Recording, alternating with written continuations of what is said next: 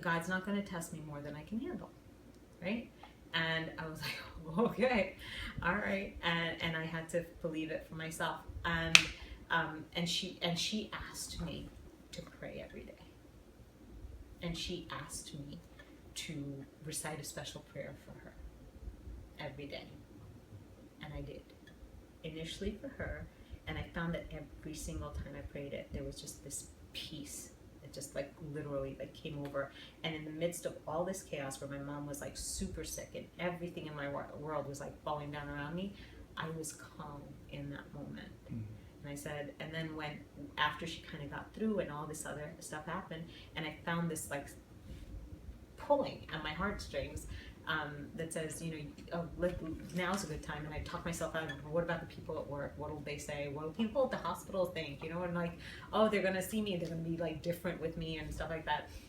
I went to this conference, and she said one thing. She said, there's this verse in the Quran where Satan, same devil, Satan, whatever you call them, Shaitan or Satan, same, different name, same thing, told God that I will try and fight you at every step with your creation. There's this verse that says, I will whisper in his or her ear, every time they try and do something right, and I will whisper in their ear to try and pull them away. And I was, and my heart, I went, oh my God, I've been listening to his whispers. I literally said, I was like, that was the voice in my head that told me I couldn't do it. It just kind of like went like this because of everything else I had gone through up until that point. And I said, I'm not going to listen to the whispers anymore. And literally, like, I didn't tell anybody, nothing. My daughter went to the conference with me, and she didn't know until like we left the conference. I still had like we wear a headscarf or like some form of a headscarf when we were in the mosque.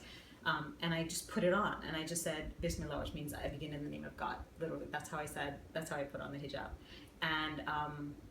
And I didn't take it off when we left and we got into the car, because normally I'd be like, oh, it's hot in here. And we were driving to drop my mom off, and my daughter's like, Mama, why aren't you taking your scarf off? And I was like, no. She goes, did you start wearing hijab while we were in there? And I was like, yeah. And she goes, oh my God, you did? And she told, she ran into like my parents' house and told everyone. And my dad was like, what? My mom was like, really? I'm like, yeah. We came home, and she ran upstairs to be the first one to tell her dad. And that's how it happened. Wow. Do you like wearing it? I do. Well, there's so many fashion choices you can make, but that's just like, that's the lighthearted one. But I never have to worry about a bad hair day, ever. That's wonderful. That is a wonderful thing. But honestly, one of the things that I was so afraid, because even my first day at work, then after that weekend, I was so nervous walking into the hospital that day. Like, normally I'm like eyes forward, smiling, making eye contact with people. That day I walked in and my eyes were like down, and I was just like, let me get there, let me just go and do my work and whatever I have to do, and let me be invisible. There was no way I was invisible. And one of my good friends, who's a nurse at the hospital, saw me, and she goes, oh my God, you're glowing. And I was like, really? Because I just started crying. Because I was like, I'm so nervous, I don't know. Because I was praying to God. I was like about to turn the corner. I was like, please, please, please help me. Just help me, because I am so nervous. And I turned the corner, and there she was. And she told me that I was glowing. And I was like, oh my God, I asked for a sign. Thank you. And that's how it happened. But no, I think that with taking the physicality out of, it's not about the hair. It's not about, what you look like. I think women in hijab, there's a whole other like glow and a sense of confidence when you kind of carry yourself, when you have that inside of you, because you know that you're more than just what your physical appearance is. You bring more to the table than that. A lot of times before I was like, oh, is my hair right? Like this? I don't care about my hair. I care about what's inside. Which actually helps me lead into the next question. What is the, to you, like in your heart, the true definition of the meaning behind wearing the hijab? That's it. That's pretty much it. Like, I want, for me, when a woman wears hijab, it means that, number one, she's comfortable in her faith, right? And she finds strength in her faith, and she can stand tall and carry herself, knowing that there is that essential faithfulness within her and in her life and in her, in her the way that she views things. It shows strength. It does. But it also shows me that she doesn't think that she is just, the physical and the outward appearance. Because there was and I think that in a society where the outward appearance stands for so much, people sit there and they judge themselves, like girls judge themselves by what's being put on TV and the airbrush pictures on magazines and stuff like that, that it's really important to be like, it's not all about what's on the outside. Obviously take pride, yes, I do match my hijabs, I do, but that brings me joy. I'm not doing it for anybody else, and yes, there is a sense of fashion, because why not? But it's important, one of the things that I am really proud of is the fact that actually in my coaching business, I'm going to be the first hijabi woman to walk the stage on a national convention in front of 25,000 coaches. Oh my gosh. In an organization that stands for 460,000 coaches. That's amazing. You heard of Team Beachbody? Have you heard of Insanity in T25? Yes. I'm a Team Beachbody coach, and I am going to be the first hijabi coach being recognized as one of the leaders in the organization. Congratulations. Wow. Next week. That's awesome. That is Next amazing. week. And you don't have to. For me, it was more like I went to that conference last year in Nashville. And for me, it was like I saw all these proud and confident people walking the stage, and I was like, oh, that's awesome. And I found confidence, when I kind of regained that and shared my own health journey and stuff like that. But I was like, everybody's like pretty much like American, right? There's nothing wrong with it. It's all cool. But I was like, wouldn't it be cool if there was somebody who was Muslim out there? And then I thought, somebody? Why not? I'm like, I'm here. I'm Muslim. And then I'm a hijabi. Like, let me show other Muslim women and people of, South Asia, however you identify with me, that there is nothing that you can't do if you put your mind to it. Wow, you're such an amazing role model. Oh. You really are. Do you believe that Muslims can be true to America and their religion? Yep, I am a very proud American. Because, like I said before, I would not even be able to practice my faith as it is in other Muslim countries. So how awesome is it that I can do that in America? That really is awesome. Hmm. What do you feel is your role as a Muslim American in combating terrorism? I think spreading knowledge. Letting people know that the terrorists, it's not just in Islam.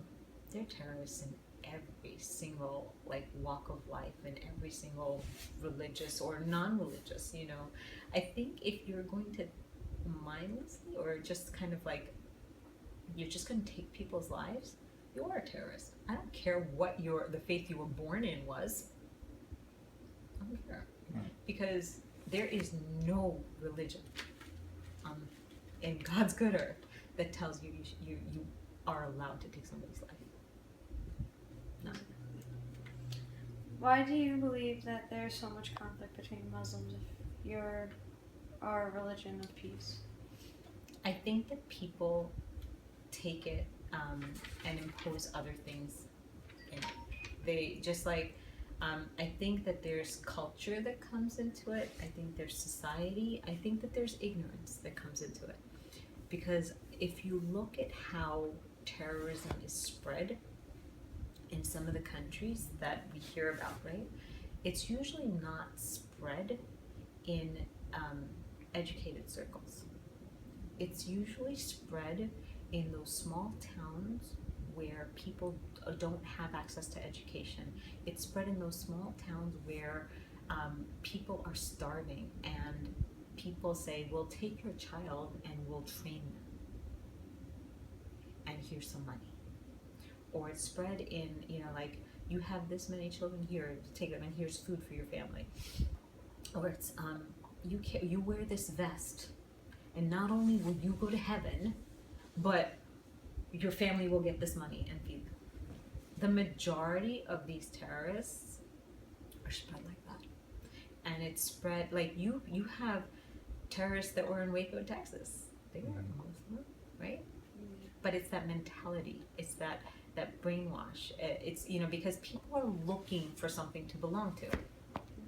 And if you give them that, like, let's say they lacked for whatever it was, be it money, be it belonging, be it acceptance, and you suddenly find somebody who is willing to take them in and give them everything that they craved, they can get them to do anything because you gave them a sense of belonging.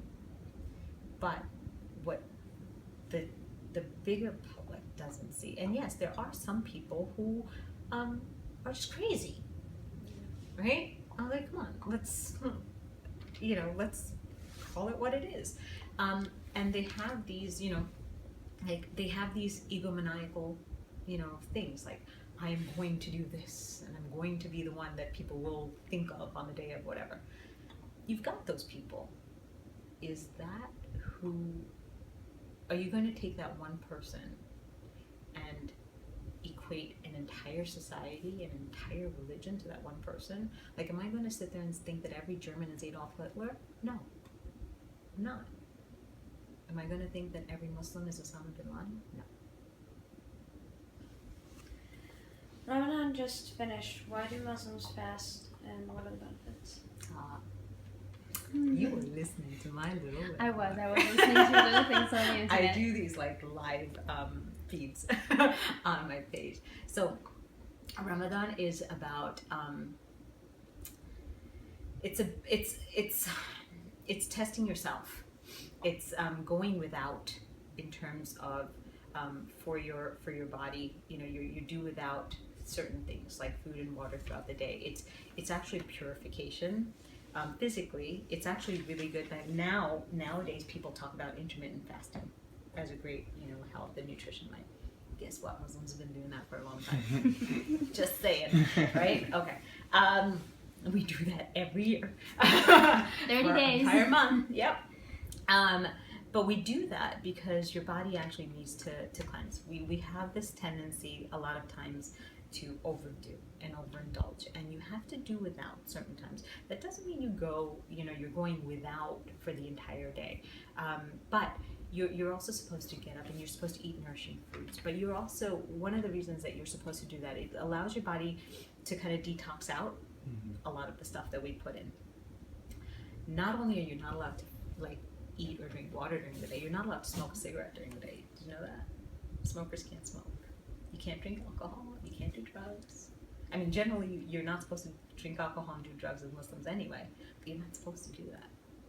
You're really just cleansing your body, right? Yes, we go without water. It's hard in the summer, but guess what? I still managed to drink 2 liters of water from sundown to sun. And you were still exercising, right? Yeah, I was doing some workouts too. Wow. And I was leading challenges of like, okay, let's not do fried foods, and let's not, because it's also about putting healthy things in. It's about, if you follow what the Prophet said, it's about eating of foods from the earth. It's about eating nourishing things. There's a reason that we break fast with dates traditionally. High sugar, but like more easily digested, fiber, potassium, magnesium, right? This is in the Quran. This is all in the Quran. Wow. Talks about eating pomegranates and all the antioxidants. It's in the Quran, right? Wow. It talks about eating of the like fish and some meats and certain meats.